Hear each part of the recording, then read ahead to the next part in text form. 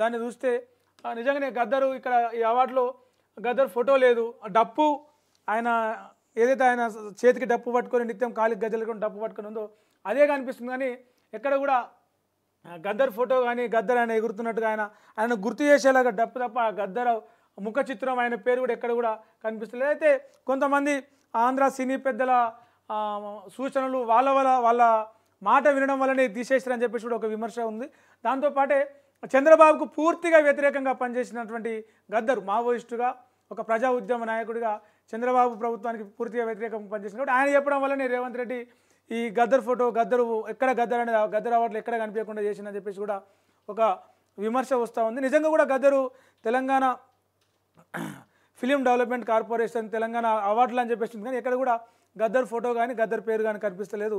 దీనికి నెటిజన్ల నుంచి ప్రజల నుంచి తీవ్ర విమర్శలు వస్తూ ఉన్నాయి. ఉండాలి ఆయన పేరు ఉండాలి, గద్దర్ను అవమానించడమే అని చెప్పేసి ఎమ్మెల్సీ కవిత అన్నారు. గద్దర్ సినీ అవార్డుల ఆహ్వాన పత్రికలో గద్దర్ ఫోటో లేకపోవడం బాధాకరం, ఈ గద్దర్ను అవమానించడం అని చెప్పేసి తెలంగాణ జాగృతి వ్యవస్థాపకురాలు ఎమ్మెల్సీ కవిత అన్నారు. ప్రభుత్వ తీరును ఆమె ఖండించారు. అయితే మరి ఆయనను గేట్ కాడ కూర్చోబెట్టినప్పుడు కూడా ఇట్లే ఖండిస్తే ఆమెకు ఇప్పుడు మాట్లాడిన దానికి కొంత వాల్యూ ఉండేది.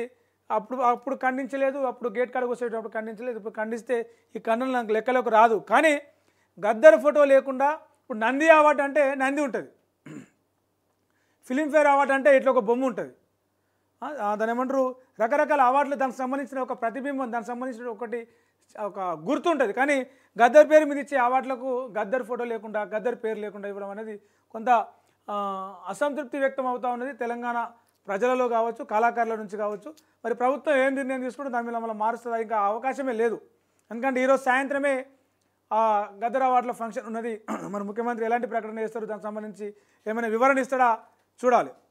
ముఖ్యంగా ఈరోజు మనం చూసిన అన్ని పత్రికల్లో మనం గమనించిన వార్తలు అయితే ఇవి. తిరిగి రేపటి మార్నింగ్ న్యూస్లో మళ్ళీ కలుద్దాం, మరిన్ని వార్తలతోటి.